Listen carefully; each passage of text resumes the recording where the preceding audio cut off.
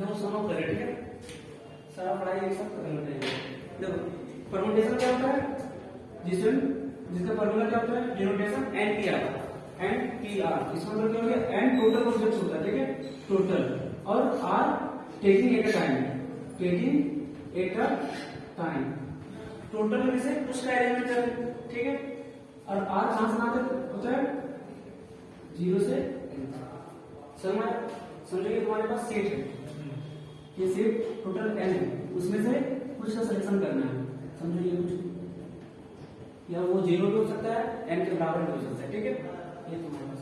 अब परमुटेशन का फॉर्मूला क्या होता है, n factorial upon n minus r factorial, ठीक है।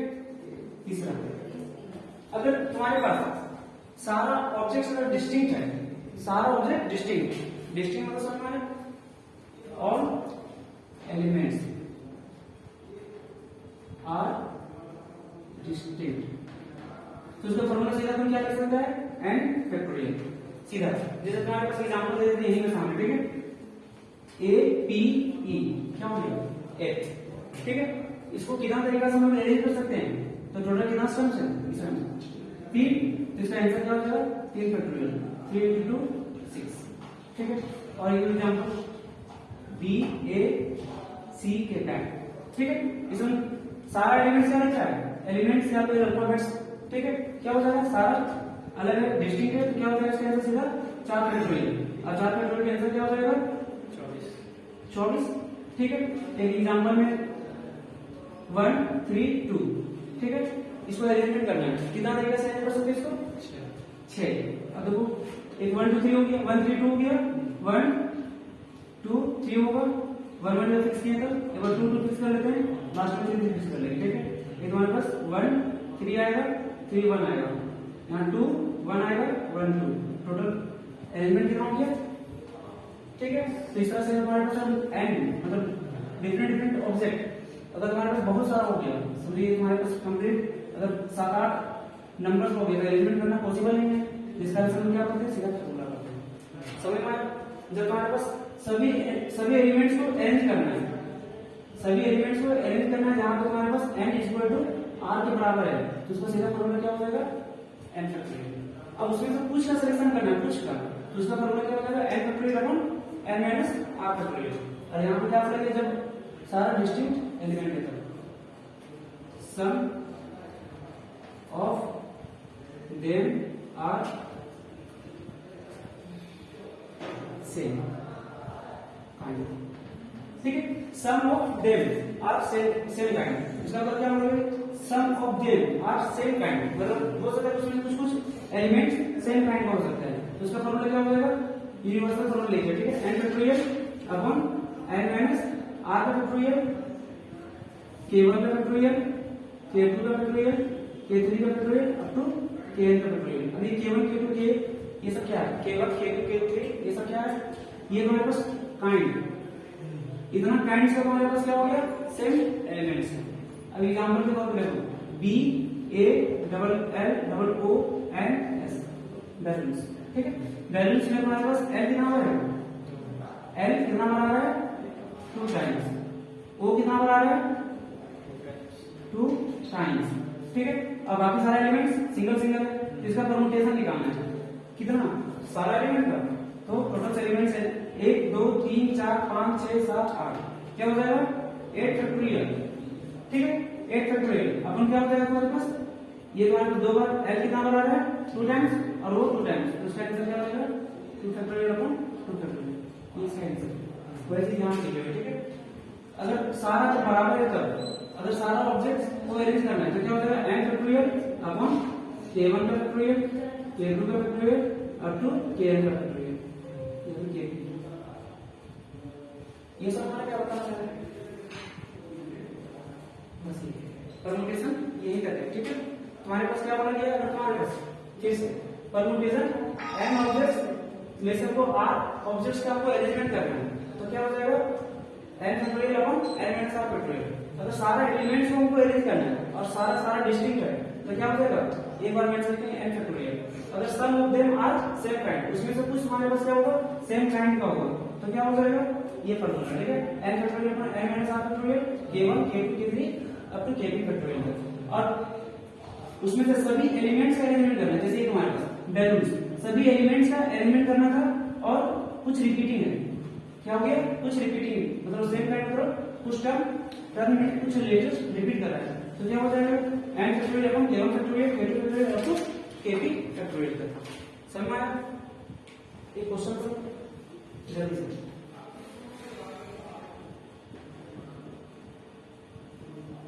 बैक फॉर्म, इसमें से 4 लेटर का अरेंज करना, ठीक है? 4 letters at a time, alphabets, ठीक है? 4 अल्फाबेट्स से अरेंजमेंट करना है at a time, single time. क्या हो जाएगा? एलिमेंट्स कॉमन टर्म यूज करेंगे, ठीक है? एलिमेंट्स सब ले, अल्फाबेट्स लेटर कॉमन बोलो, क्या हो जाएगा इसका आंसर? 8 फैक्टोरियल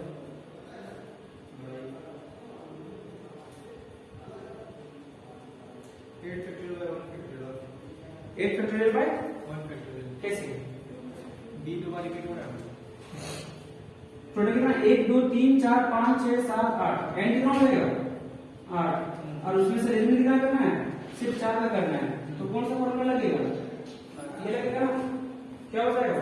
8 फैक्टोरियल अपॉन 8 में से 4 जाएगा, उसका फैक्टोरियल m n आया, ठीक है? इनटू क्या हो जाएगा? यहाँ पे कौन सा लेटर रिपीट कर रहा है बार बार? b b, और बस कितना बार रिपीट कर रहा है? 2 बार, 2 फैक्टोरियल। समझ में आया?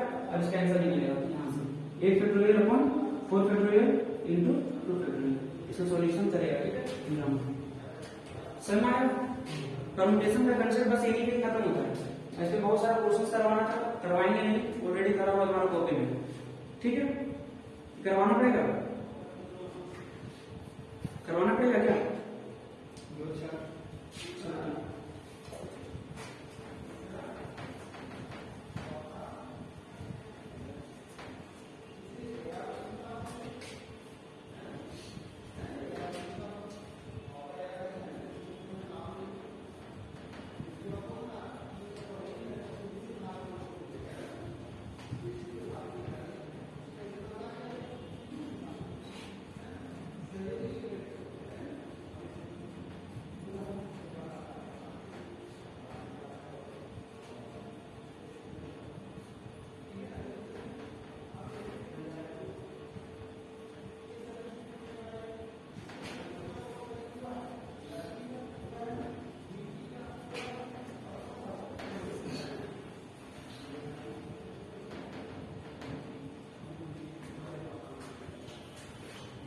देखो ये क्वेश्चन तो है, ठीक है?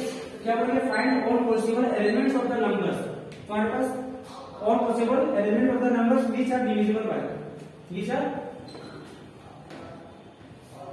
Are divisible by 5। यहाँ पे लेटर्स दिया गया, ठीक है? इस लेटर से क्या करना है? Number formation. नंबर फॉर्मेशन कैसे करते हैं? जब तुम्हारे पास एक लेटर से ज्यादा मिल गया, सॉरी लेटर बोल रहे, डिजिट्स, ठीक है? डिजिट्स, ये तुम्हारे पास क्या है? डिजिट्स है, ये सारे डिजिट है। एक डिजिट से ज्यादा मिल गया तो तुम्हारे पास क्या हो जाएगा? एक नंबर बनता है, ठीक है? 0 1 ऐसे नंबर होगा, और 1 अगर बोले ऐसे डिजिट है, ठीक है? 1 क्या होगा? डिजिट, और 0 1 बोले ऐसे नंबर्स होगा। 2 5 क्या है तुम्हारे पास? नंबर्स। अगर 5 का बात करते क्या हो जाएगा? डिजिट। तो तुमको क्या करना है? नंबर फॉर्मेशन करना है। तो नंबर फॉर्मेशन कितना डिजिट का होगा? 1 2 3 4 5 6, टोटल 6 बॉक्स डायग्राम के बेसिस पे बनाना है। 1 2 3 4 5 1 6, ठीक है? अब क्या करोगे? डिविजन ऑफ 5, तो यूनिट प्लेस पे क्या क्या होगा जो 5 से डिवाइड करेगा?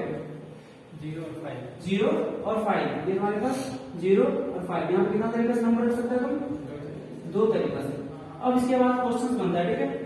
कि ये तुम्हारे पास यहाँ पे डिजिट्स रिपीट करना चाहिए या फिर नहीं, रिपीटिंग पॉसिबल है या फिर नहीं, ठीक है? व्हेन तुम्हारे पास क्वेश्चन 2 तरह से आएगा, ठीक है? पहला व्हेन रिपीटिंग, जब रिपीटिंग हो, ठीक है? और दूसरा नॉन रिपीटेशन।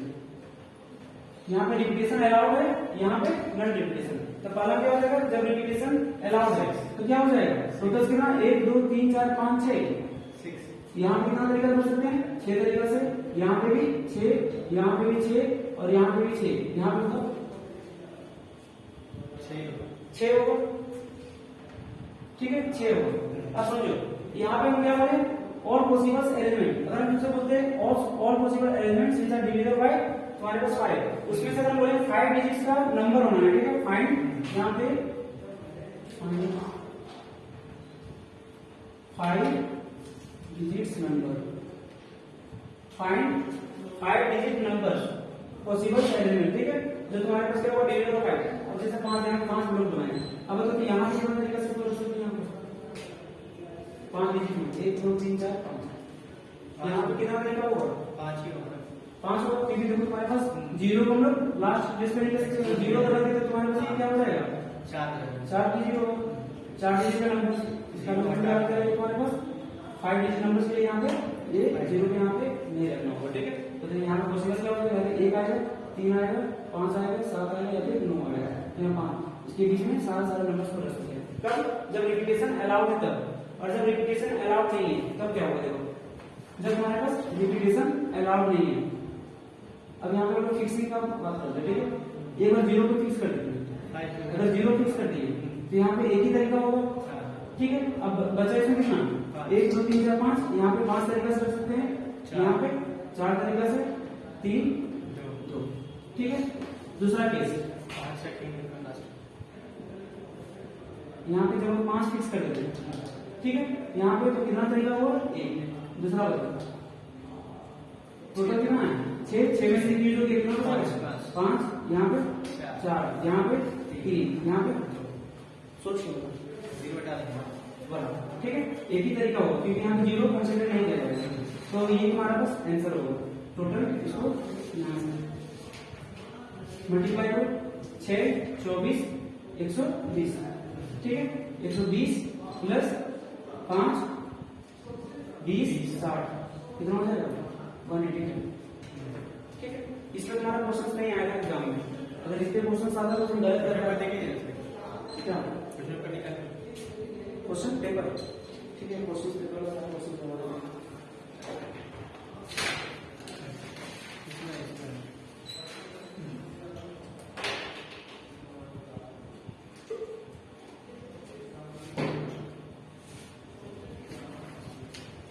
क्या होगा क्वेश्चन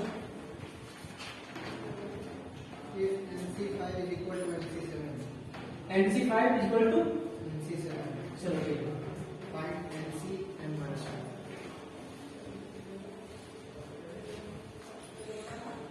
कॉम्बिनेशन अगर तुमको फार्मूला का एग्जाम में लिखा रहता तो तुम ये क्वेश्चन बना सकते हो, क्या बोला ये बोलो NC5 is equal to NC7, find क्या करना है NC and minus 2, NC C क्या है कॉम्बिनेशन, ठीक है तो कॉम्बिनेशन का फॉर्मूला लगने वाला है, तो हम लोग क्या है कॉम्बिनेशन फॉर्मूला NCR क्या होता है n factorial upon r factorial n minus r factorial, ठीक है।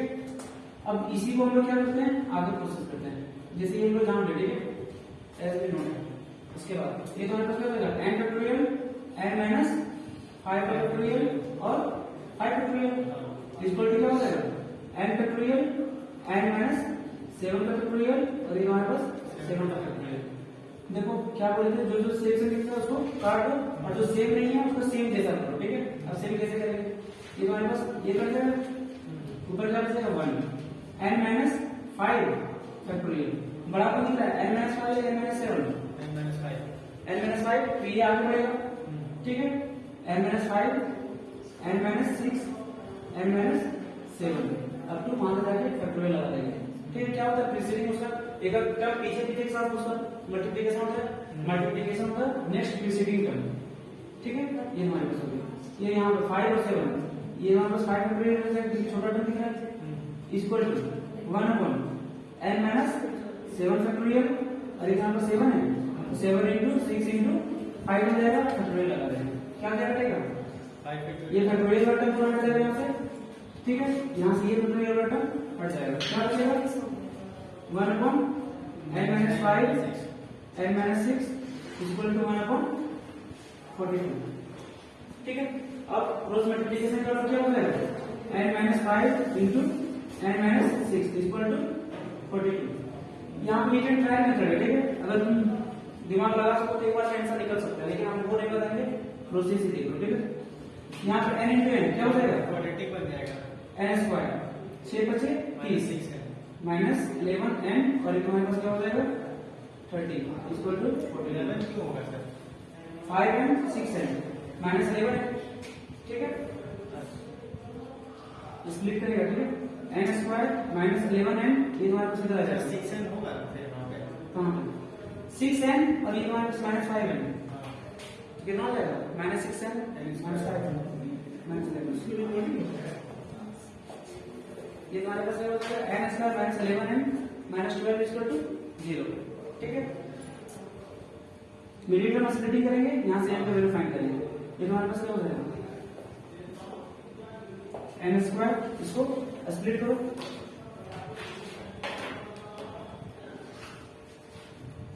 -6